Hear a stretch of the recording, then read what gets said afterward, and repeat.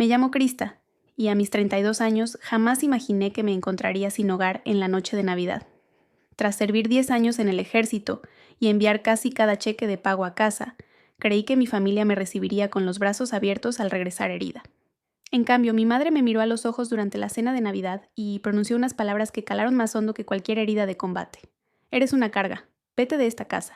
Sin ningún otro lugar a donde ir, tomé un autobús nocturno hacia la granja de mi abuela, sin saber que cuando ella abriera su puerta, las 5 palabras que diría destrozarían lo poco que quedaba de mi corazón. Mientras comparto mi camino del rechazo a la redención, me encantaría saber desde dónde me están viendo. Dejen su ubicación en los comentarios y suscríbanse si las historias de resiliencia les tocan el corazón. Crecer con la madre de Diana era como caminar sobre cáscaras de huevo esparcidas por un campo minado. Desde mis primeros recuerdos, su amor siempre venía con condiciones. Te compré zapatos nuevos, así que más te vale que te apliques este semestre. O, después de todo lo que hago por ti, lo menos que podrías hacer es limpiar toda la casa. Nada se daba de forma gratuita, todo era una transacción. Mi padre se fue cuando yo tenía 5 años. Guardo recuerdos vagos de un hombre alto con una sonrisa amable que me leía cuentos antes de dormir. Pero esas memorias se desvanecieron con el tiempo. Después de su partida, mamá a menudo me recordaba cuánto me parecía a él, y no precisamente de buena manera. Tienes su barbilla terca, decía ella con desdén, siempre creyendo que sabes más que los demás.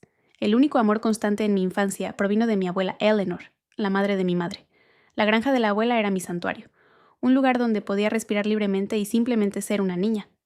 Durante las vacaciones de verano pasaba semanas en su extensa propiedad en la Pensilvania rural, ayudando con las gallinas, aprendiendo a hornear pasteles de manzana y sentándome en el columpio del porche mientras ella me contaba historias de su propia infancia.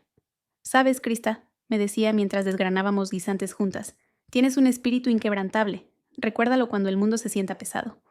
Me aferré a esas palabras durante la escuela secundaria y preparatoria, a medida que el comportamiento de mi madre se volvía cada vez más errático. Algunos días ella era casi cariñosa, trayendo a casa mi helado favorito o preguntando por mi día. Esos destellos de calidez maternal eran suficientes para mantenerme esperando que algún día ella cambiara, que algún día yo sería suficiente para que me amara incondicionalmente. Mis hermanos aprendieron a jugar su juego mejor de lo que yo jamás pude. Tyler, 2 años menor que yo, se convirtió en el camaleón perfecto, ajustando su personalidad a lo que complaciera a mamá en cada momento. Vanessa, la más joven, 4 años menor que yo, dominó el arte de la adulación desde una edad temprana. «Mamá, pareces mi hermana», decía ella, y Diane resplandecía de orgullo. Mientras tanto, yo seguía siendo la terca, la difícil, la que hacía demasiadas preguntas y tenía demasiadas necesidades. A los 18, supe que necesitaba escapar.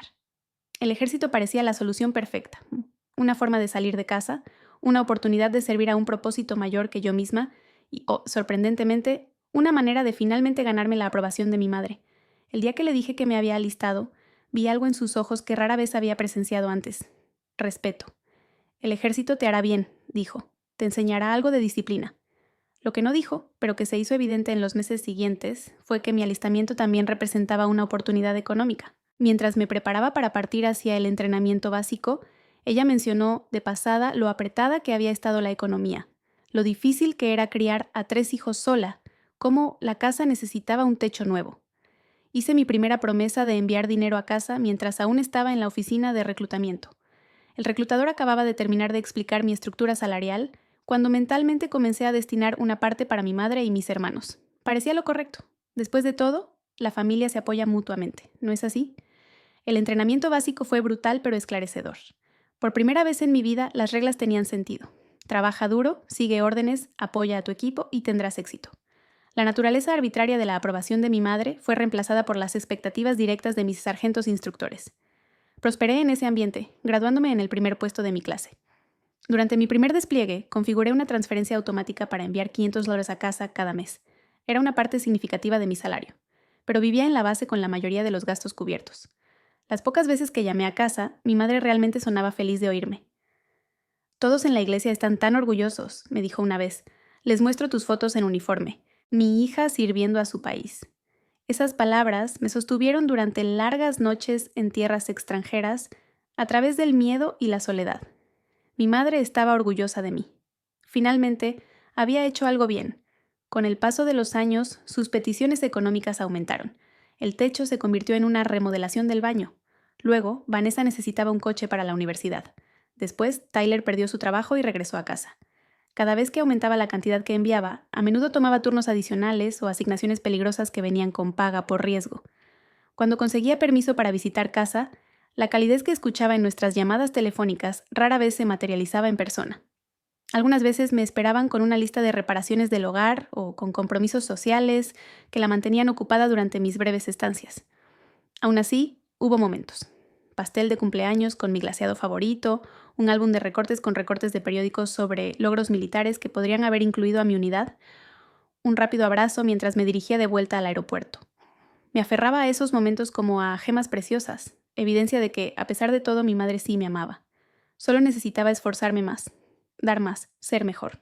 Entonces, finalmente, me mostraría el amor incondicional que anhelaba. Mi abuela lo veía todo. Durante mis visitas a su granja, que siempre priorizaba a pesar de las quejas de mi madre, Eleanor intentaba suavemente abrirme los ojos. «Krista, el amor no debería ser tan difícil», me decía mientras caminábamos por su huerto. «No puedes comprar el afecto de alguien y, si pudieras, no valdría la pena tenerlo». Pero yo no estaba lista para escuchar su sabiduría. El patrón ya estaba establecido. Serviría, enviaría dinero y algún día sería suficiente. Algún día volvería a casa con la familia amorosa que siempre había querido. Ese sueño me mantuvo en pie durante 10 años de servicio, a través de 3 despliegues, de ver caer a amigos en combate y de asistir a sus funerales. A pesar de todo, me aferré a la creencia de que no solo estaba sirviendo a mi país, sino también asegurando mi lugar en el corazón de mi familia. Qué equivocada estaba. Mi último despliegue se suponía que sería una misión de mantenimiento de la paz rutinaria. Nuestra unidad había sido enviada para proporcionar seguridad a una distribución de ayuda humanitaria en una región que había visto conflictos, pero que se consideraba relativamente estable. Había estado en docenas de misiones similares antes y había desarrollado un sexto sentido para los problemas. Aquel día, todo transcurría con la normalidad habitual mientras escoltábamos los camiones de ayuda hacia la pequeña aldea. Recuerdo haber bromeado con Santos, uno de los miembros más recientes de nuestra unidad, mientras escudriñábamos a la multitud. «Mantén los ojos bien abiertos, pero el dedo fuera del gatillo», le dije.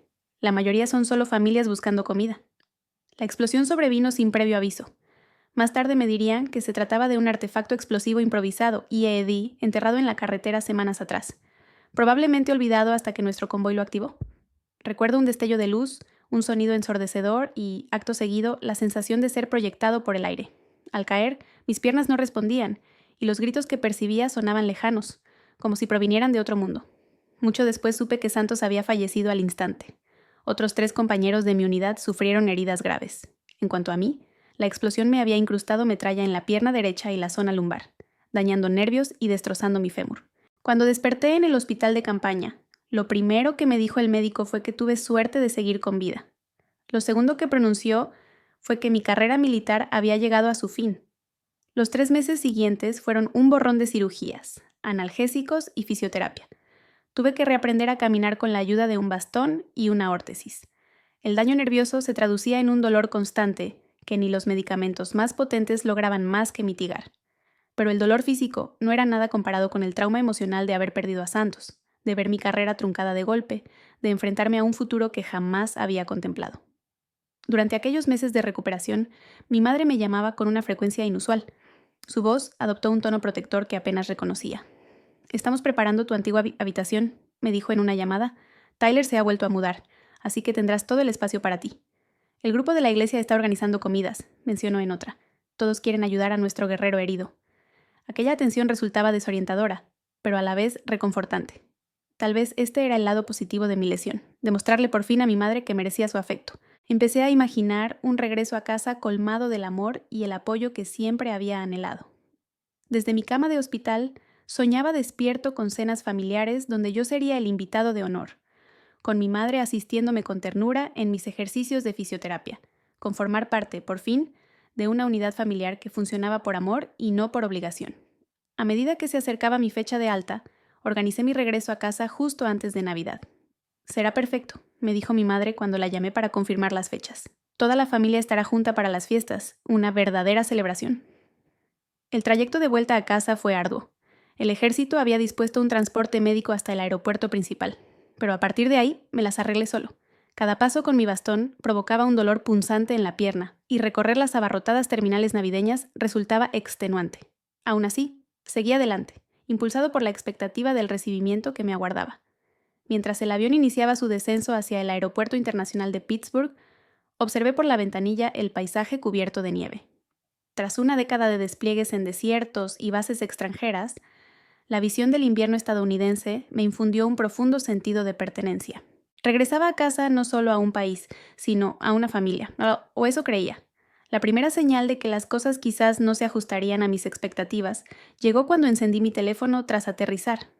Ni un solo mensaje preguntando por el estado de mi vuelo. Ni una llamada perdida para saber si necesitaba algo. Aparté la decepción y llamé a mi madre. «Ya aterricé», anuncié en cuanto respondió. «Ah, ¿es hoy?». Su voz carecía por completo del entusiasmo que había anticipado. «Bueno, estamos todos atareados con los preparativos navideños. ¿Puedes tomar un taxi?». El trayecto en taxi desde el aeropuerto hasta nuestro barrio residencial ascendió a casi $80, un gasto considerable dada mi incierta situación económica. Al detenernos frente a la casa de 2 pisos donde había pasado mi infancia, mi vista captó la profusión de adornos navideños que engalanaban el jardín delantero. Renos luminosos, papás Noel inflables y guirnaldas de luces multicolores que delineaban cada ventana. A mi madre siempre le había encantado montar un espectáculo para la admiración de los vecinos. Pagué al taxista y, con torpeza, maniobré mi bolsa de lona mientras mantenía el equilibrio con mi bastón. Nadie salió a ofrecerme ayuda mientras ascendía lentamente por la resbaladiza acera helada. Para cuando llegué a la puerta principal, el sudor había empapado mi camisa a pesar del frío decembrino, y el dolor en mi pierna se había recrudecido hasta convertirse en un punzante ardor. Levanté la mano para llamar, pero vacilé. Este era el hogar de mi niñez. ¿Debía simplemente entrar sin más? Antes de que pudiera tomar una decisión, la puerta se abrió de golpe, y allí estaba mi madre, con una expresión de fastidio. «Te ibas a quedar ahí parado todo el día. Estás dejando escapar todo el calor». Y así, de repente, lo supe. Nada había cambiado. Si acaso, la situación había empeorado. La casa olía a agujas de pino y canela, una combinación que siempre había marcado la esencia de la Navidad a lo largo de mi infancia. Un árbol imponente dominaba la sala de estar, adornado con la colección de ornamentos que mi madre había seleccionado minuciosamente durante décadas. Algunos eran reliquias familiares, transmitidas por su propia madre. Otros, costosas piezas de colección que ella adquiría cada año para estar al día con las últimas tendencias navideñas. «Puedes dejar tus cosas en tu antigua habitación», dijo, ya dándose la vuelta. «La hemos convertido en una oficina en casa, pero Tyler te ha montado un colchón inflable». Me quedé en el recibidor, apoyándome con fuerza en mi bastón, intentando conciliar esta gélida bienvenida con la voz cariñosa que había escuchado por teléfono durante mi estancia en el hospital. Antes de que pudiera articular una respuesta, mi hermana Vanessa apareció desde la cocina, secándose las manos en un delantal festivo. «Krista, lo lograste». Su entusiasmo parecía auténtico mientras se acercaba para abrazarme, pero luego titubeó, fijándose en mi bastón. «¿Puedo abrazarte? No quiero hacerte daño». «Un abrazo sería agradable», respondí, dándome cuenta de cuánto tiempo había pasado desde que alguien me había ofrecido una muestra de afecto físico. El abrazo fue breve, pero cálido. Un pequeño consuelo en el ambiente cada vez más frío de mi regreso a casa. «Vanessa, hay que revisar el pastel», llamó mi madre desde la cocina. Mi hermana me dedicó una sonrisa de disculpa y se apresuró a marcharse. De nuevo sola, inicié mi penoso ascenso por las escaleras hacia la que una vez había sido mi habitación. Tal como había dicho mi madre, se había transformado en una oficina doméstica, equipada con un escritorio, un ordenador y archivadores. Un colchón inflable a medio hinchar yacía en un rincón, con una manta fina y una almohada desinflada simplemente tiradas encima. No había rastro alguno de que yo hubiera habitado nunca aquel espacio. Ni fotografías, ni vestigios de la pintura azul pálido que elegí en mi adolescencia, ni marcas en el marco de la puerta que registraran mi crecimiento infantil. Dejé mi bolsa y me dejé caer con cautela sobre el colchón inflable, que cedió casi hasta el suelo bajo mi peso. 10 años de servicio, miles de dólares enviados a casa, y esta era mi bienvenida. Me concedí un instante de autocompasión antes de enderezar la espalda. Quizás solo necesitaban tiempo para acostumbrarse a mi presencia. Quizás, una vez superada la incomodidad inicial, la calidez aparecería. Para la tarde, la casa se había llenado de familiares lejanos. Mi tía Susan y su esposo Frank, mis primos Jennifer y Peter con sus cónyuges y mi hermano Tyler, quien fue el último en llegar con una botella de vino caro y sin siquiera reconocer mi presencia. La reunión era ruidosa y festiva. Todos hablaban al mismo tiempo sobre sus trabajos, vacaciones y los niños que habían dejado con niñeras para esta celebración exclusiva para adultos. Yo permanecía en silencio en un rincón de la sala. El dolor incesante me dificultaba participar en las rápidas conversaciones que se desarrollaban a mi alrededor. De vez en cuando, alguien me miraba con una mezcla de curiosidad e incomodidad, pero pocos se esforzaban por dirigirme la palabra. Era como si mi lesión me hubiera vuelto invisible o, peor aún, me hubiera convertido en un recordatorio de realidades desagradables que no tenían cabida en una reunión navideña. Finalmente, mi tía Susan se acercó, copa de vino en mano. «¿Así que te heriste allí, preguntó, haciendo un vago gesto hacia mi pierna. «Sí, una explosión. Daños por metralla y una lesión nerviosa», expliqué, agradecida por el reconocimiento a pesar de su evidente incomodidad.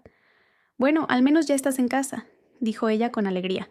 «Y el ejército se encarga de los suyos, ¿verdad? Estoy segura de que te han conseguido buenos beneficios». Antes de que pudiera explicar la complicada realidad de los beneficios para veteranos y las batallas que a menudo los acompañaban, mi madre llamó a todos al comedor para la cena. La mesa era una obra maestra de la perfección navideña. Porcelana fina, que solo aparecía en ocasiones especiales, copas de cristal que habían pertenecido a mi abuela y un elaborado centro de mesa con nochebuenas y adornos brillantes. La comida estaba a la altura de la presentación. Un pavo dorado, salsa de arándanos moldeada en círculos perfectos y guarniciones dispuestas con precisión artística. «Krista, puedes sentarte en el extremo, junto a la pared», instruyó mi madre, señalando una silla que había sido encajada torpemente en un espacio claramente no destinado para un puesto en la mesa. «Así tu equipo no estorbará». Por equipo se refería a mi bastón, el cual necesitaba mantener cerca para mi estabilidad. Me dirigí a mi asiento asignado, consciente de las miradas que seguían mis movimientos dificultosos. La silla estaba tan pegada a la pared que tuve que sentarme de lado, con mi pierna herida extendida en el poco espacio que quedaba. La cena comenzó con una oración dirigida por el tío Frank, dando gracias a Dios por la salud y la prosperidad familiar. No se hizo mención alguna al servicio militar o al sacrificio. Mientras los platos circulaban por la mesa, las conversaciones se reanudaron, centrándose en chismes del vecindario y logros laborales. «Jennifer acaba de ser ascendida a gerente senior», anunció mi tía Susan con orgullo, la más joven en la historia de la empresa. «Y Peter cerró esa gran cuenta de la que nos hablaba en Acción de Gracias», añadió el tío Frank. «La comisión fue suficiente para dar el pago inicial de un barco». Mi madre sonrió radiante a mis primos. «Siempre supe que ustedes dos se las arreglarían bien. Tienen la ambición de la familia». La implicación flotaba en el aire, a diferencia de mí, que había desperdiciado 10 años en el ejército. Me tragué mi dolor junto con un bocado de pavo seco e intenté unirme a la conversación. La unidad con la que serví hizo un trabajo increíble reconstruyendo escuelas en... «Krista, ¿podrías pasar la salsa?», interrumpió mi hermano, sin molestarse en hacer contacto visual. El patrón se mantuvo durante toda la comida. Cada vez que intentaba hablar sobre mis experiencias, o incluso responder a una pregunta directa, alguien me interrumpía o cambiaba de tema. Mi madre, presidiendo la mesa, orquestaba esta sutil exclusión con la destreza de un director de orquesta que desvía la atención de mí con preguntas dirigidas a los demás. El punto de inflexión llegó con el postre. Mi madre había sacado su pudín de Navidad especial, servido en los platos de postre antiguos que habían pertenecido a su abuela. Al entregarme mi porción, su expresión dejó claro que esperaba que yo reconociera el honor que me concedía al permitirme usar la preciada reliquia familiar. Acepté el plato con un murmullo de agradecimiento, pero al moverme en mi incómoda silla, mi pierna herida se contrajo con un espasmo de dolor. Mi mano dio un tirón y el plato se me resbaló de los dedos, estrellándose contra el suelo de madera noble, donde se hizo añicos en docenas de pedazos. El silencio que siguió fue absoluto. «Lo siento mucho», empecé a decir, ya buscando mi bastón para ayudarme a bajar y limpiar el desorden.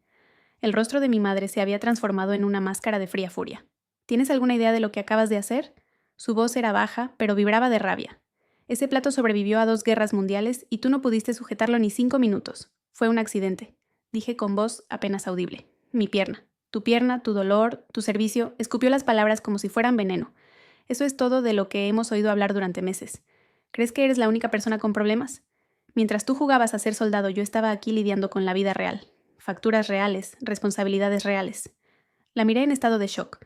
«¿Jugando a ser soldado, mamá? Casi muero y te envié miles de dólares a lo largo de los años. Dinero que apenas cubría lo que costaba mantener esta casa para guardar las apariencias en este vecindario», me interrumpió. «¿Y ahora regresas esperando que te sirvamos de pies y manos, que reorganicemos nuestras vidas en torno a tu discapacidad?» La habitación estaba congelada. Todos observaban la confrontación con una mezcla de incomodidad y mórbida fascinación. «Nunca esperé eso», dije, luchando por mantener mi voz firme. «Yo solo pensé... ¿Pensaste qué? ¿Que seríamos tus niñeras? ¿Que convertiríamos la casa en una sala de hospital?» Mi madre se puso de pie ahora, mirándome con desprecio. Mírate, apenas puedes alimentarte solo. Eres una carga, Krista, una carga que nunca pedí. Las palabras me golpearon como puñetazos físicos. Había pasado 10 años convenciéndome de que mis sacrificios estaban construyendo una base de amor y respeto. En un instante, esa base se desmoronó hasta convertirse en polvo. Si así es como te sientes, dije, esforzándome por ponerme de pie, entonces me iré. La mejor idea que has tenido desde que llegaste, respondió mi madre con frialdad. Sal de esta casa. Ve a buscar un lugar donde tu fragilidad no arruine las fiestas de los demás. Nadie dijo nada. Ni Tyler, ni Vanessa, ni ninguno de los parientes que se habían beneficiado del dinero que yo había enviado fielmente a casa. Se sentaron en un silencio incómodo, con la mirada desviada, mientras yo reunía mi dignidad junto con mi bastón y cojeaba hacia las escaleras para recoger mis pocas pertenencias. Mientras subía dolorosamente los escalones, escuché que la conversación se reanudaba a mis espaldas, como si se hubiera resuelto una breve molestia y ahora la celebración pudiera continuar sin interrupciones. Para cuando regresé abajo con mi bolsa de lona, el plato roto había sido barrido y se había servido un postre fresco. Nadie levantó la vista mientras salía por la puerta principal hacia la fría noche de Navidad. El aire invernal me golpeó la cara como una bofetada, sacándome de la incredulidad entumecida que me había llevado fuera de la casa. La cruda realidad me invadió mientras permanecía en el porche principal, con mi bolsa de lona a los pies y el bastón firmemente aferrado en mi mano temblorosa. Ya eran más de las 9 de la noche del día de Navidad. Estaba herida, sola y sin un lugar a donde dirigirme. Por un instante sopesé la idea de llamar a la puerta y presentar mis disculpas, tragándome no solo mi orgullo, sino también la flagrante injusticia de la situación. Pero justo cuando esa idea tomaba forma, el eco de risas provenientes del interior me alcanzó. La celebración seguía su curso sin el menor contratiempo, a pesar de mi ausencia. El mensaje era inequívoco. No me echaban en falta. Con una lentitud que me torturaba, avancé por la senda helada hasta alcanzar la calle. El hotel más próximo se encontraba a kilómetros de distancia, un trayecto impensable a pie dadas mis circunstancias. Saqué mi teléfono y, antes de solicitar un taxi, consulté el saldo de mi cuenta bancaria. Las cifras que aparecieron en la pantalla me provocaron un nudo en el estómago.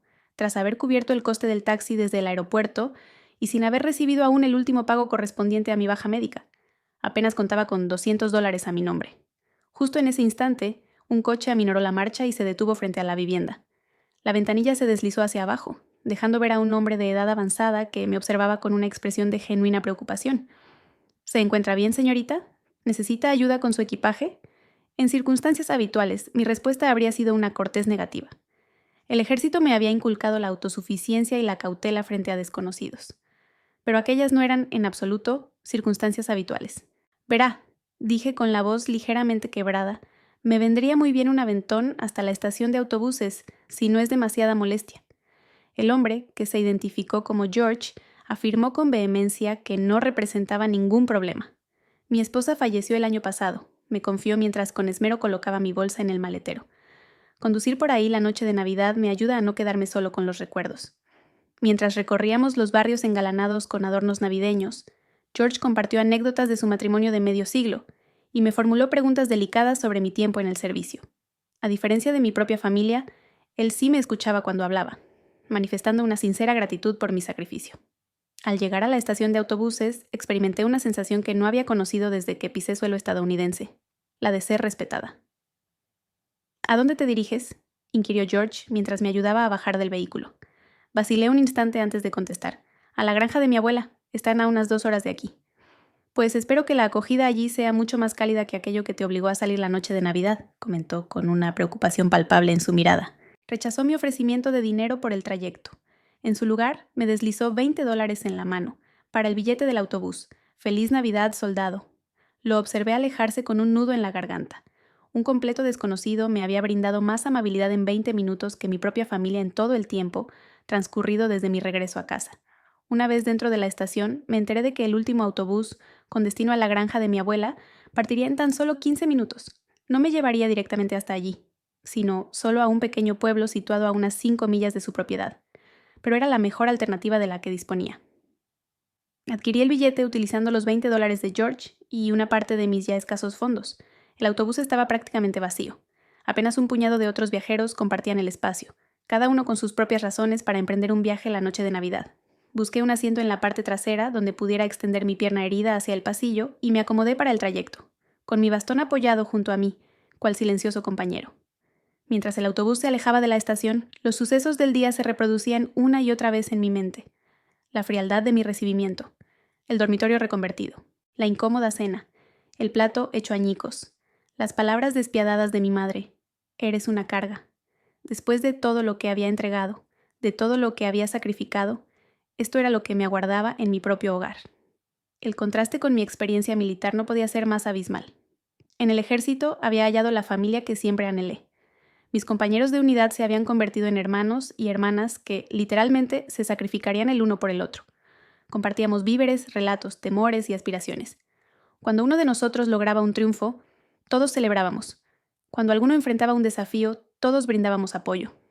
Mi mente evocaba a Santos, tan joven y deseoso de servir, ahora sepultado en Arlington.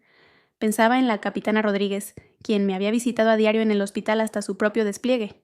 Recordaba al especialista Wilson, que había perdido ambas piernas en una explosión previa y me había contactado por videollamada desde sus prótesis, un gesto elocuente para demostrarme que la vida continuaba después de la lesión. Ellos constituían mi verdadera estirpe. Y ahora, la distancia y las circunstancias me habían apartado de ellos, mientras que la familia biológica que nunca me había aceptado del todo me había relegado. El paisaje exterior a la ventana se transformaba a medida que dejábamos atrás los suburbios, cediendo primero a la desolación de la autopista, para luego dar paso a las ondulantes tierras de cultivo del oeste de Pensilvania, que incluso en la oscuridad se veían tenuemente iluminadas solo por la luz ocasional de un vehículo o de una vivienda rural. Reconocí aquel terreno. Era el escenario de mis memorias infantiles más felices, todas ellas ligadas a las visitas a la granja de mi abuela. Caí en la cuenta de que no había avisado de mi llegada.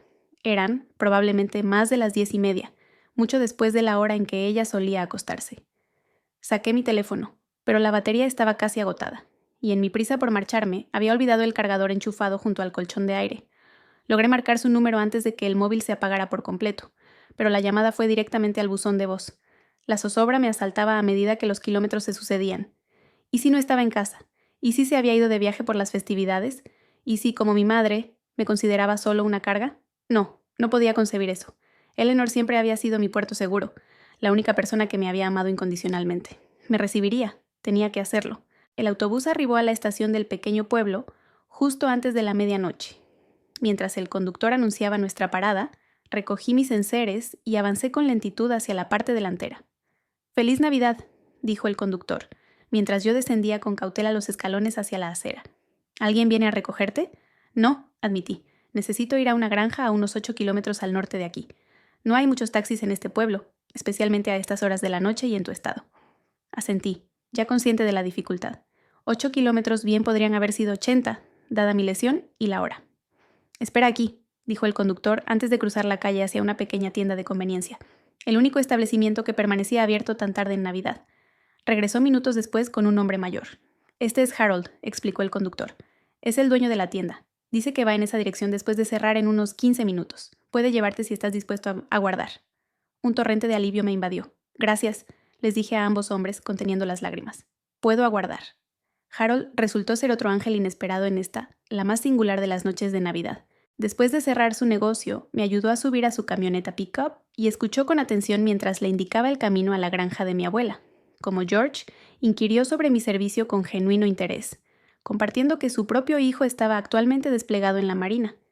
«Debe ser arduo regresar a casa a un país que no comprende lo que has vivido», observó, mientras girábamos hacia la ruta rural que conduciría a la propiedad de mi abuela. «Más difícil es regresar a un hogar donde la familia se niega a comprender», respondí, las palabras escapándose sin que pudiera retenerlas. Harold se limitó a asentir. Su silencio rebosaba sabiduría. Los faros de la camioneta alumbraron el cartel familiar a la entrada del largo camino de mi abuela, el huerto y la granja de Eleanor. Debajo, un letrero más pequeño que había permanecido allí desde mi infancia. «Todos son bienvenidos aquí». Recé para que eso me incluyera. La casa de la granja se alzaba silueteada contra el cielo nocturno, una edificación de 2 pisos que había capeado casi un siglo de estaciones. Una solitaria luz resplandecía desde la ventana de la cocina, un faro de esperanza que me impulsaba a avanzar pese a mi agotamiento y mi dolor. «Permítame esperar hasta que esté dentro», preguntó Harold mientras me ayudaba a descender de la camioneta. «No, gracias. Ya ha hecho más que suficiente», le aseguré, aunque la incertidumbre me revolvía el estómago. «Mi abuela y yo somos muy cercanas. Se alegrará de verme. Con una última despedida con la mano, Harold se alejó, sus luces traseras desvaneciéndose por la oscura carretera rural. Permanecí solo al final del sendero, reuniendo valor antes de iniciar el lento trayecto hacia el porche delantero. Cada paso de mi bastón sobre el sendero de grava enviaba punzadas de dolor a través de mis nervios dañados, pero persistí, con la mirada fija en la luz de la ventana. Los 3 escalones que conducían al porche bien podrían haber sido una montaña. Para cuando alcancé la puerta principal, el sudor había calado mi camisa, a pesar del frío de diciembre, y mi respiración se manifestaba en jadeos cortos y dolorosos. Me apoyé con fuerza contra el marco de la puerta, tratando de serenarme antes de llamar. ¿Qué diría? ¿Cómo justificaría aparecer sin avisar, casi a medianoche, en Navidad? La verdad me resultaba demasiado dolorosa para expresarla, incluso a la única persona que siempre me había aceptado sin condiciones. Antes de que pudiera decidirme, mi mano se alzó casi por inercia y golpeó la puerta de madera curtida por el tiempo. El sonido pareció imposiblemente fuerte en la quietud de la noche. Largos instantes transcurrieron. Volví a llamar, más fuerte esta vez, con un miedo creciente a que la luz que había visto estuviera encendida por mero accidente, a que la casa estuviera deshabitada, a que esta última esperanza resultara tan hueca como todas las demás. Entonces se escuchó un movimiento en el interior, una silla arrastrándose, pasos que se acercaban. La luz del porche parpadeó, cegándome por un instante. Cuando mi visión se despejó, la puerta se había abierto para mostrar a mi abuela. Eleanor parecía más envejecida de lo que la recordaba. Su cabello, que una vez fue cobrizo, ahora era completamente plateado, con nuevas líneas marcadas alrededor de sus ojos y boca. Vestía una bata descolorida sobre un pijama de franela y las gafas de lectura posadas sobre su nariz. Su expresión, al asimilar mi aspecto, el bastón, el petate, la evidente aflicción, mutó de la sorpresa a algo indescifrable para mí. «Abuela», empecé, con la voz quebrada, «siento presentarme de esta manera». Levantó una mano, interrumpiendo mis palabras. Su rostro se endureció de un modo que jamás había presenciado, y al hablar, su voz sonó fría y distante. «Tu madre llamó. Vete». Aquellas palabras me golpearon como un impacto físico. Me tambaleé hacia atrás, a punto de perder el equilibrio, mientras los últimos fragmentos de mi corazón se hacían añicos.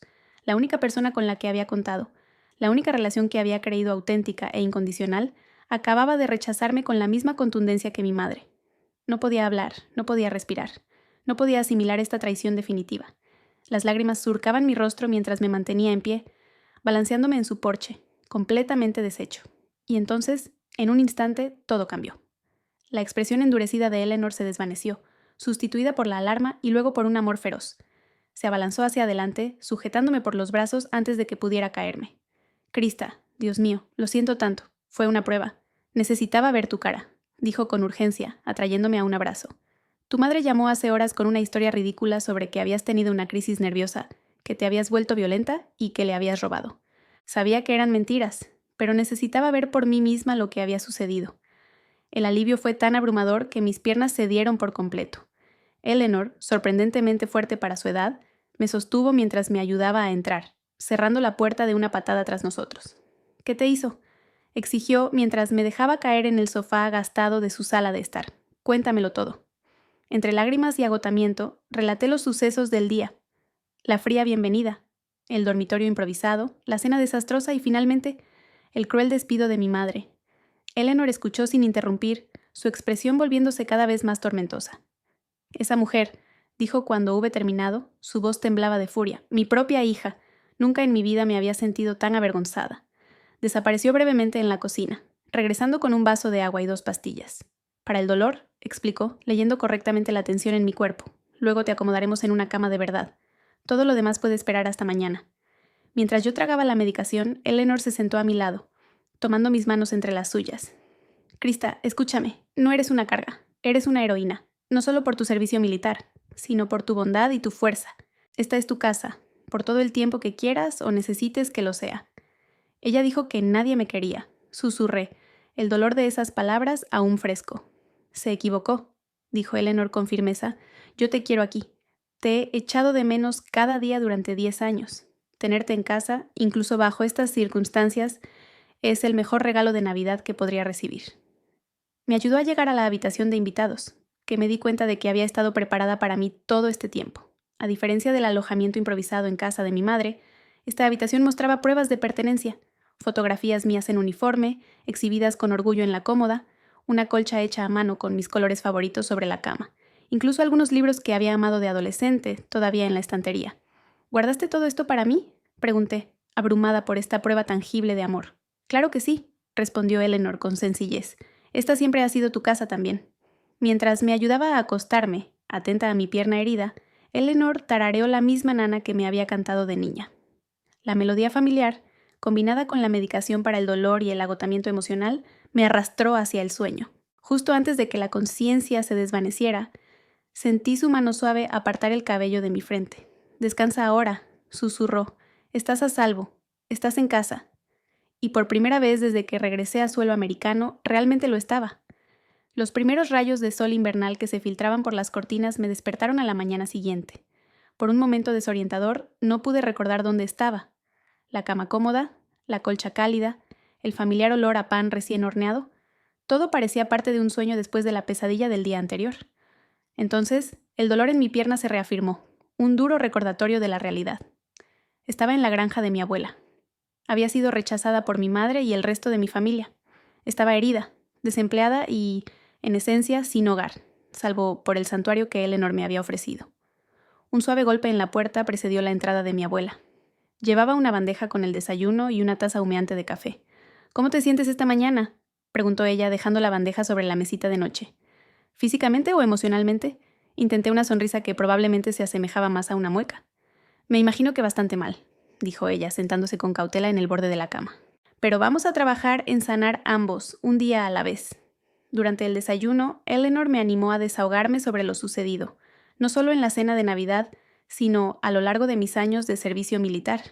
A diferencia de mi familia, que no había mostrado ningún interés en mis experiencias, ella escuchó atentamente, formulando preguntas perspicaces y expresando una indignación apropiada ante los peligros que había enfrentado y orgullo por el servicio que había prestado. «Sabes», dijo ella mientras recogía los platos del desayuno, «tu madre siempre ha sido egocéntrica, incluso de niña. Intenté enseñarle empatía, pero algunas personas son simplemente incapaces de ver más allá de sus propias necesidades y deseos. Seguía pensando que si hacía lo suficiente, si daba lo suficiente, finalmente me amaría de la manera que yo necesitaba», admití. Los ojos de Eleanor se llenaron de compasión. «Eso nunca iba a suceder, Krista. No porque no fueras digna de ese amor, sino porque ella no es capaz de darlo». En los días siguientes, Eleanor me ayudó a empezar a procesar no solo el reciente rechazo, sino toda una vida de amor condicional que había moldeado mis decisiones. Bajó cajas de cartas que le había enviado desde el extranjero, mostrándome cómo había atesorado cada palabra, cada fotografía, cada fragmento de conexión durante mis años de ausencia. «Leí cada una al menos una docena de veces», me dijo, y se las mostré a todo el que se quedara quieto el tiempo suficiente para escuchar. El grupo de la iglesia probablemente sabía más sobre tus despliegues que tu propia unidad. Luego llegó una revelación que inicialmente me llenó de rabia, antes de dar paso a una triste comprensión. Eleanor había llevado un registro meticuloso del dinero que yo había enviado a casa a lo largo de los años, preocupada por las cantidades crecientes. «Confronté a tu madre al respecto», dijo ella, mientras estábamos sentadas en la mesa de su cocina, con una pila de registros financieros entre nosotras. «Sabía cuál sería tu salario militar, y las cantidades que enviabas a casa parecían excesivas. Ella me aseguró que estabas bien, que te quedaba mucho para ti misma. La verdad, tal como la reconstruimos, era que muy poco del dinero que yo había enviado se había destinado a gastos domésticos reales. Mi madre lo había usado para compras de lujo, vacaciones y para mantener las apariencias en el vecindario. El techo nuevo que yo había financiado nunca había sido reemplazado. Los gastos universitarios de Vanessa habían sido cubiertos por becas y préstamos estudiantiles, no por mis contribuciones. Te estaba utilizando», dijo Eleanor sin rodeos, «y en parte tengo la culpa por no haber intervenido antes. No podías saberlo», le aseguré, aunque el conocimiento de que mis sacrificios habían sido explotados añadió otra capa a la traición. Después de la primera semana, Eleanor insistió en llevarme a ver a su médico personal, el Dr. Martin, preocupada de que mi pierna no estuviera recibiendo la atención adecuada. El médico local era un hombre amable y anciano que conocía a Eleanor desde hacía décadas. «Los médicos militares hicieron un trabajo decente con las reparaciones iniciales», dijo después de examinar mis heridas, «pero tu plan de fisioterapia está desactualizado, y estos analgésicos que te han recetado son demasiado fuertes para un uso prolongado». Con la ayuda del Dr. Martin, desarrollamos un nuevo plan de recuperación. Me derivó a un fisioterapeuta local especializado en lesiones nerviosas, quien me asistió en la transición hacia técnicas de manejo del dolor que no me dejaran aturdida ni dependiente. Enero trajo consigo intensas nevadas a la granja, convirtiendo el paisaje en un espléndido paraíso invernal. Si bien su belleza era innegable, dificultaba aún más mi movilidad. La comunidad de Eleanor se volcó en apoyo de maneras que no dejaban de sorprenderme. Sus amigos de la iglesia me trajeron comidas y se ofrecieron a llevarme a mis sesiones de terapia. Los hijos adolescentes de sus vecinos aparecieron para despejar senderos en la nieve, permitiéndome practicar la marcha con mi bastón sobre terreno firme. Lo más sorprendente fue descubrir que Eleanor llevaba años hablando de su valiente nieta. Personas a las que nunca había visto me saludaban por mi nombre y compartían anécdotas. Eleanor les había contado sobre mi servicio y mis logros. ¿Has estado presumiendo de mí?, le pregunté una noche, mientras nos sentábamos junto a la chimenea después de otro día de visitas. Claro que sí, respondió ella. Siempre he estado inmensamente orgullosa de ti. A medida que el invierno cedía paso a la temprana primavera, empecé a encontrar un propósito ayudando en la granja de maneras que se ajustaban a mis limitaciones físicas. No podía levantar equipo pesado ni subir escaleras para podar los árboles del huerto. Pero sí, podía encargarme de la actualización contable de la granja, el anticuado sistema informático que Eleanor había estado usando, e incluso me ocupé de algunas de las tareas más ligeras relacionadas con el cuidado de los animales.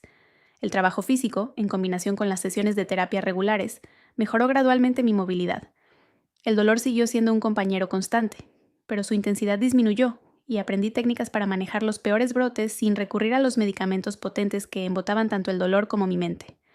Más importante que la curación física fue la transformación emocional. Bajo la paciente guía de Eleanor, comencé a reconocer los patrones de búsqueda de aprobación que habían dominado mi vida. Comprendí cómo mi determinación de ganarme el amor de mi madre había moldeado mis decisiones, desde unirme al ejército hasta enviar dinero del que no podía permitirme prescindir. El amor que tiene que ganarse no es amor en absoluto, me dijo Eleanor mientras plantábamos verduras de principios de primavera en su invernadero. Es una transacción, y tú mereces algo mejor que transacciones. Mereces una aceptación incondicional. Cuando la nieve finalmente se derritió y los primeros brotes verdes asomaron en el huerto, tomé una decisión que meses antes habría sido impensable. Me quedaría en la granja de forma permanente. La comprensión llegó de forma gradual, surgiendo de innumerables pequeños momentos de paz y pertenencia que encontré en los ritmos diarios de la vida en la granja. ¿Estás segura?, preguntó Eleanor cuando le planteé el tema. Esta es una vida tranquila, muy distinta a lo que has conocido. Y eres joven, con tantas posibilidades aún por delante. Estoy segura, le respondí. Por primera vez, estoy tomando una decisión basada en lo que me aporta alegría y paz, no en lo que podría granjearme la aprobación de alguien. Tomada la decisión, comenzamos a adaptar la granja para acomodar mi residencia permanente y mi recuperación continua. Eleanor convirtió un estudio de la planta baja en mi dormitorio, eliminando la necesidad de subir y bajar escaleras en los días de dolor intenso.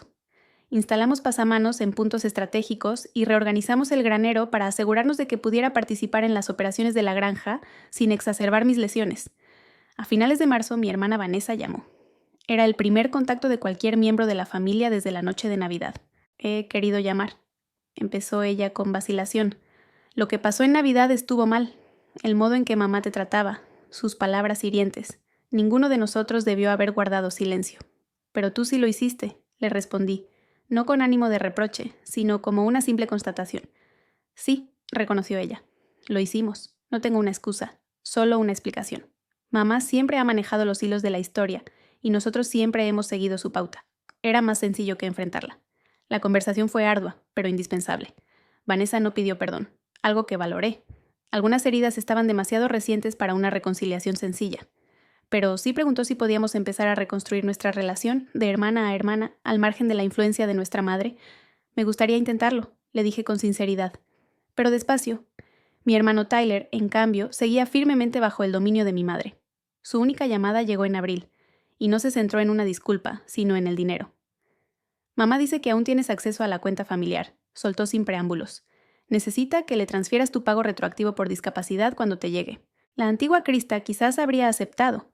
Quizás lo habría visto como otra oportunidad para comprar la aprobación que siempre había anhelado. La nueva Krista, fortalecida por meses de sanación y la sabiduría de Eleanor, reconoció la manipulación en su verdadera esencia. No, Tyler, le dije con serenidad. Eso no va a suceder. Mi pensión por discapacidad es para sostenerme mientras construyo una nueva vida. Después de todo lo que mamá ha hecho por ti, exigió, con un tono de incredulidad. ¿Qué ha hecho ella exactamente por mí, Tyler? Te lo pregunto de verdad. Su silencio fue respuesta suficiente. Con el aliento de Eleanor tomé medidas legales para protegerme económicamente. Consulté con un defensor de veteranos que me ayudó a navegar el intrincado sistema de beneficios y se aseguró de que mi madre no pudiera acceder a ninguna de mis pensiones militares o pagos por discapacidad. Cerré cuentas conjuntas, la eliminé como beneficiaria de mis pólizas y establecí límites claros en torno al apoyo financiero. Tus recursos son limitados, me recordó Eleanor cuando me sentí culpable por estas precauciones. Necesitas asegurar tu propio futuro. Para cuando llegó el verano, trayendo consigo la temporada de mayor actividad en la granja, yo ya había establecido un nuevo ritmo de vida. Mis días se estructuraban en torno a ejercicios de fisioterapia, tareas agrícolas adaptadas a mis capacidades y cursos en línea en los que me había inscrito utilizando mis beneficios de educación militar. Estudiaba gestión de negocios agrícolas, combinando mi experiencia de liderazgo militar con mi recién descubierto amor por la agricultura. La transformación no se limitaba a mis actividades diarias, sino que abarcaba toda mi perspectiva vital. Por primera vez, tomaba decisiones basadas en lo que me aportaba realización personal, en lugar de lo que podría granjearme la aprobación de los demás. Estaba aprendiendo a aceptar ayuda sin considerarlo una debilidad, a establecer límites sin culpa y, lo más importante, a reconocer mi propio valor independientemente de lo que pudiera hacer por los demás. Ahora te yergues más alta, observó Eleanor una tarde mientras estábamos sentadas en el porche viendo las luciérnagas ascender desde los campos. No solo físicamente, supe a qué se refería. A pesar de la cojera permanente, a pesar del bastón que probablemente necesitaría por el resto de mi vida, me desenvolvía con una nueva seguridad. La carga de la que me había desprendido no era mi lesión, sino el aplastante peso de buscar validación en alguien incapaz de ofrecerla. Me siento más alta, asentí, y también más ligera. Eleanor sonrió, extendiendo la mano para apretar la mía. Eso es lo que sucede cuando dejas de cargar con las expectativas ajenas y empiezas a honrar tu propia verdad. Un año después de aquella fatídica noche de Navidad, la granja se había transformado casi tanto como yo. Lo que en su momento fue el proyecto de jubilación de Eleanor se había transformado en un verdadero negocio familiar, con mejoras y ampliaciones que reflejaban tanto su visión como mi aportación. El huerto ahora contaba con senderos más amplios para adaptarse a mis necesidades de movilidad, lo que además ofrecía el beneficio adicional de hacerlo más accesible para visitantes mayores y familias con cochecitos de bebé. Habíamos reconvertido uno de los anexos en una pequeña tienda de la granja, donde vendíamos productos de manzana, miel de nuestras nuevas colmenas y verduras de temporada. Mi recuperación física se había estancado, tal como el Dr. Martin había advertido que podría suceder. El daño nervioso era permanente, dejándome con dolor crónico y movilidad limitada en mi pierna derecha. El bastón seguía siendo un compañero constante, y algunos días eran lo suficientemente difíciles como para requerir la silla de ruedas que teníamos para emergencias. Pero había aprendido a adaptarme, a marcar mi propio ritmo y a aceptar estas limitaciones sin verlas como fracasos. Más importante que la adaptación física fue el crecimiento emocional e intelectual. Aprovechando mis beneficios educativos militares, había completado cursos en línea sobre agricultura sostenible, gestión empresarial y diseño web. La granja ahora contaba con un sitio web y presencia en redes sociales, lo que había ampliado nuestra base de clientes más allá de la comunidad local. También había encontrado un propósito en el trabajo de apoyo a veteranos, iniciando un pequeño programa que traía a antiguos miembros del servicio a la granja para visitas de un día. Muchos de ellos, al igual que yo, lidiaban con la transición a la vida civil y encontraban paz en los ritmos del trabajo agrícola y en la aceptación de nuestra pequeña comunidad. Eleanor, ahora en sus 70 avanzados, había adoptado estos cambios con su entusiasmo característico. La granja nunca ha estado tan viva, decía a menudo, observando a los visitantes explorar los huertos o participar en actividades de temporada. Mi relación con Vanessa había mejorado con cautela. Había visitado 2 veces. Al principio, incómoda, pero poco a poco se fue sintiendo más cómoda con la nueva vida que había construido. Trajo a sus hijos, mi sobrina y mi sobrino, quienes se deleitaban recogiendo huevos del gallinero y alimentando a las cabras que habíamos añadido a la población animal de la granja. Tyler seguía distante, aún firmemente en la órbita de mi madre. Había hecho las paces con esa distancia, comprendiendo que algunas relaciones no podían forzarse a sanar. En cuanto a mi madre, no la había visto ni hablado con ella desde aquella noche de Navidad. A través de Vanessa, recibía noticias ocasionales. Había remodelado la casa de nuevo, se había unido a un nuevo club social, había hecho un crucero por el Mediterráneo. Su vida continuaba inalterada por mi ausencia, lo que era quizás la prueba más reveladora de que cortar lazos había sido la decisión correcta. O eso pensé, hasta un día inusualmente cálido a principios de diciembre, cuando un coche familiar entró por el camino de acceso de la granja. Estaba en la tienda de la granja, ayudando a un cliente a seleccionar variedades de manzana para un pastel navideño, cuando la vi a través de la ventana. Diane, inmaculadamente vestida como siempre, saliendo de su sedán de lujo y observando la granja con una expresión de apenas disimulado desdén. Eleanor, que había estado reponiendo estantes cerca, siguió mi mirada. ¿Quieres que la eche?, preguntó en voz baja. Lo consideré. 1 año atrás, quizás me habría escondido. Quizás habría buscado la protección de Eleanor ante la tormenta emocional que mi madre invariablemente traía consigo. Pero ahora era diferente. No, dije, puedo manejar esto. Terminé con el cliente, luego me dirigí al exterior, consciente de mi paso irregular, pero ya no avergonzado por ello. Mi madre observó mi llegada. Sus ojos se posaron brevemente en el bastón y luego se apartaron, como si la evidencia de mi lesión le resultara desagradable. «Hola, mamá», dije al llegar junto a ella con la voz serena. «Esto es una sorpresa». «Krista», reconoció ella con un asentimiento. «Te ves sana». «Sí, lo estoy, gracias. ¿Qué te trae por aquí?» Ella echó una mirada alrededor, a la granja, a los clientes que entraban y salían de la tienda, al nuevo cartel que anunciaba nuestros productos. «Estaba por la zona», dijo ella, una mentira evidente dado que la granja no estaba cerca de ningún destino que ella frecuentara normalmente, aunque pensé en pasarme. Esperé, sabiendo por larga experiencia que mi madre nunca se presentaba sin un propósito. «Tu pago retroactivo por discapacidad ya ha llegado», dijo finalmente. «Tyler mencionó que te mostrabas poco razonable a la hora de compartirlo, y ahí estaba. Después de 1 año sin contacto, sin disculpa por sus palabras crueles, sin reconocimiento de su rechazo, había venido por dinero. En el pasado, quizás habría cedido. Quizás lo habría visto como una oportunidad para comprar de nuevo su aprobación. Quizás me habría convencido de que el apoyo financiero era lo mismo que el amor, pero ahora veía la transacción por lo que realmente era, una extorsión emocional disfrazada de obligación familiar. Mi pago por discapacidad se está usando para mantener mi vida aquí y mi futuro», dije con calma. «No lo compartiré». Su rostro se endureció, la máscara de preocupación maternal se desvaneció. «Después de todo lo que he hecho por ti, te crié, te di un hogar, apoyé tu decisión de unirte al ejército». «¿Lo hiciste?», pregunté, genuinamente curiosa por su versión de nuestra historia compartida. Recuerdo haber enviado dinero a casa durante 10 años. Recuerdo haber llamado y escrito con apenas respuesta. Recuerdo haber regresado a casa herida y haber sido llamada una carga antes de ser echada en Nochebuena. «Estás exagerando», se burló ella. «Eras emocional y difícil. Tu lesión claramente había afectado tu juicio». Sentí una opresión familiar en el pecho, el viejo patrón de duda y culpa resurgiendo, pero junto a ello llegó algo nuevo. Claridad. «Mamá», dije suavemente, «no espero que entiendas o reconozcas lo que pasó. He aceptado que nuestra relación nunca será lo que yo esperaba, pero quiero que sepas que soy feliz aquí. He encontrado un propósito y paz, y he aprendido que ya no necesito comprar tu aprobación». Ella me miró fijamente, claramente desprevenida ante esta resistencia tranquila. «Tu abuela te ha envenenado contra mí», acusó. «No», la corregí. «La abuela simplemente me ha amado incondicionalmente.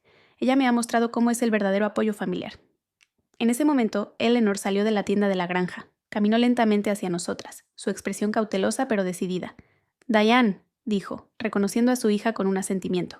«Si has venido aquí a hacer las paces con Krista, eres bienvenida a quedarte a tomar el té. Si has venido por cualquier otra razón, creo que es mejor que te vayas ahora».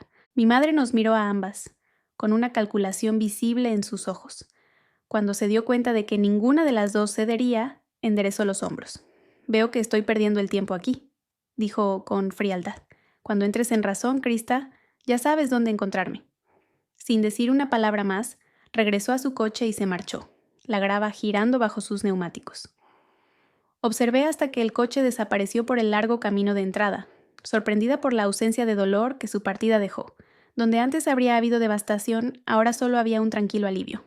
Eleanor puso una mano suave sobre mi hombro. «¿Estás bien?» «Sí», dije, dándome cuenta de que era verdad. «Me encuentro más que bien, de hecho». Aquella tarde, mientras estábamos sentadas en el porche, contemplando cómo el sol poniente teñía el cielo invernal con matices de rosa y oro, Eleanor y yo hicimos un repaso del trayecto recorrido durante el año. «¿Sabes?», comentó ella con un aire pensativo, «cuando te presentaste en mi puerta la Navidad pasada, sentí un miedo terrible por ti. Estabas tan deshecho, no solo físicamente, sino también en tu espíritu». Así era, lo admití. Había edificado mi existencia entera en la búsqueda de un afecto que nunca me sería entregado de forma incondicional. Y ahora, reflexioné, contemplando la granja que se había transformado en mi hogar y mi razón de ser. Ahora comprendo que la familia no siempre se define por lazos de sangre. Son aquellas personas que te sostienen cuando mantenerse en pie es lo único que puedes hacer. Son quienes reconocen tu valía, no por lo que puedes ofrecerles, sino por quién eres en esencia. Eleanor esbozó una sonrisa, y la luz decreciente del sol resaltaba la sabiduría grabada en su rostro, curtido por los años. Esa es una enseñanza que a muchos se les escapa por completo. Tuve una excelente maestra, le dije, mientras me inclinaba para apretar su mano. A medida que la noche envolvía la granja, trayendo consigo la promesa de un nuevo día lleno de propósito y sosiego, medité sobre la transformación radical que mi vida había experimentado en tan solo un año. La lesión que había parecido el punto final de todo se había convertido en realidad en el punto de partida de una existencia más genuina. El desaire que me había destrozado el corazón me había liberado para forjar vínculos basados en la aceptación auténtica, en vez de la mera obligación. Mi abuela me había enseñado que el amor debe impulsarte, no consumirte, que establecer límites no era un acto egoísta, sino una condición indispensable para cultivar relaciones saludables, que reiniciar no significaba un fracaso, sino que, en ocasiones, era la elección más audaz que uno podía tomar. Lo más crucial, ella me había inculcado que nuestro valor no lo dicta el trato que nos dispensan los demás, sino la verdad intrínseca que albergamos en nuestro interior. Esa enseñanza, forjada con esfuerzo a través del sufrimiento y la recuperación, constituía el obsequio más valioso que jamás había recibido. A medida que las primeras estrellas salpicaban el firmamento invernal, experimenté una profunda sensación de plenitud. El trayecto no había concluido. La sanación no era perfecta, pero había encontrado mi verdadero hogar en cada sentido relevante. ¿Te has preguntado alguna vez cuán distinta sería tu vida si no hubieras enfrentado el rechazo o las adversidades? Me encantaría conocer tus reflexiones en los comentarios. Si esta historia ha calado hondo en ti, por favor, dale me gusta, suscríbete y compártela con alguien que quizás necesite escuchar que la familia se construye sobre la conexión, no únicamente sobre la sangre. Gracias por acompañarme en esta travesía de recuperación y autodescubrimiento. Recuerda, a veces, los finales más dolorosos son el preludio de los comienzos más hermosos.